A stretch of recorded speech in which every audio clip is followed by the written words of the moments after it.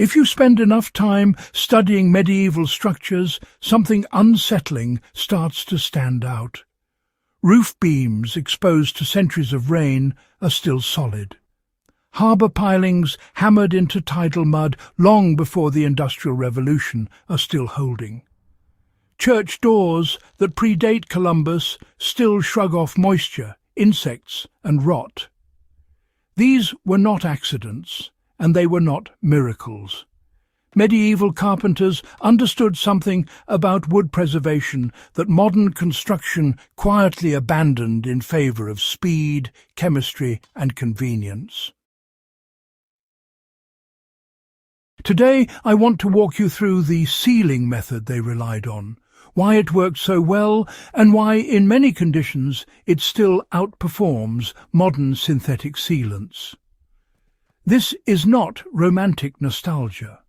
This is proven survival technology refined by people whose buildings had to last because, well, rebuilding was not an option.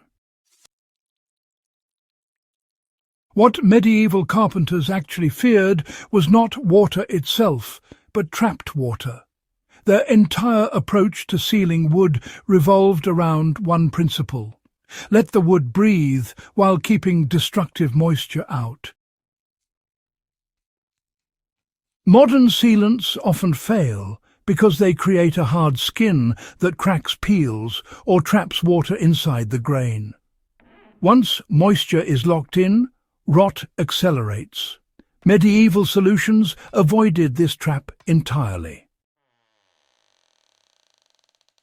Well, medieval timber was usually green, dense and slow-grown. Trees were felled locally, often in winter, and worked by hand. And, this meant the wood retained natural resins and oils that modern kiln-dried lumber just doesn't have. Carpenters really understood these qualities and chose sealants that complemented them rather than smothered them. Their goal, honestly, was preservation through saturation, not just a surface coating. So, this is where the method that still beats modern sealants enters the picture. The linseed oil and pine tar method was the backbone of medieval preservation. Linseed oil, you see, penetrates deeply into wood fibres, strengthening them from within, instead of forming a brittle shell.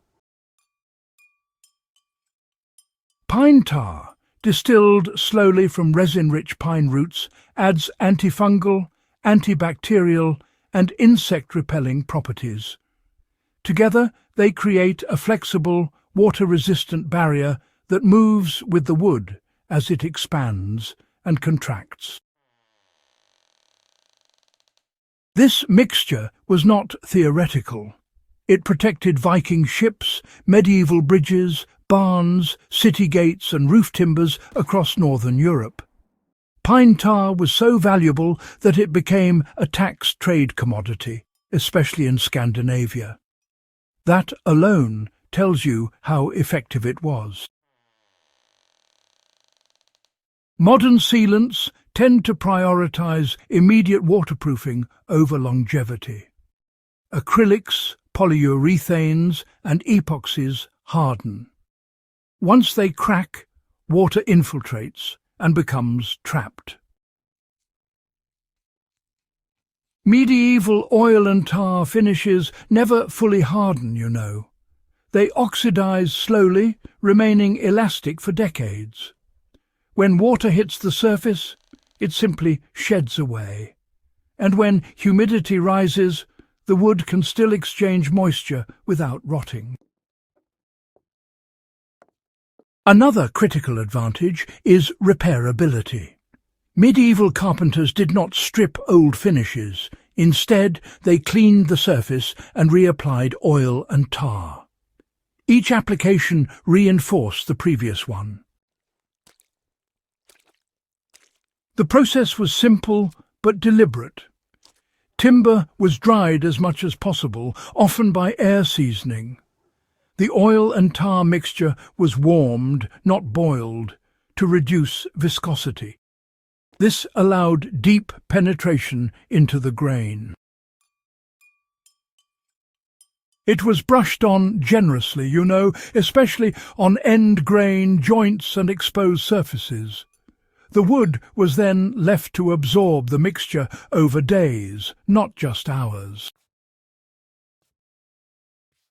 You can still apply this today using raw or boiled linseed oil combined with genuine pine tar, not modern roofing tar. The mixture should be roughly 3 parts oil to 1 part tar, but you can adjust that based on temperature and wood density. Warming the mixture in a safe container really helps it soak in, by the way. Applying it on a warm day allows the wood fibres to open and accept the treatment. For prepper applications, fence posts, shed beams, tool handles, cabin timbers and outdoor furniture benefit enormously from this method. Medieval life did not allow disposable construction. A failed beam, well, that meant collapse. A rotted gate meant invasion. And a leaking roof, that could mean starvation in winter. The oil and tar method was chosen because it worked across generations. Many surviving medieval structures owe their longevity directly to this approach, even after centuries of neglect. For survivalists, this matters because the method requires no industrial supply chain. Linseed oil can be pressed. Pine tar can be produced with primitive methods using resinous wood and controlled burning. This makes it viable in long-term collapse scenarios where modern sealants are unavailable. Synthetic sealants struggle in extreme cold, constant UV exposure and wet-dry cycles. Medieval sealants were designed specifically for these conditions. Northern Europe offered relentless rain, freezing winters and salt air. The fact that the method thrived there should make modern builders pause. Even today, traditional wooden boat builders and historic restoration experts rely on this mixture because, honestly, nothing synthetic behaves the same over decades. As interest in self-reliance, traditional building and long-term resilience grows, rediscovering proven historical techniques becomes essential. Medieval carpenters did not guess.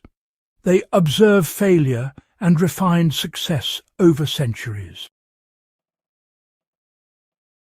This sealant is not outdated. It was simply overshadowed by faster, cheaper and less durable alternatives. If you value structures that last, tools that endure, and knowledge that survives collapse, this is one technique worth mastering. If this kind of deep, practical history is why you're here, make sure you subscribe to The Prepper Historian, share this with someone who builds with their hands, and keep these old skills alive where they belong.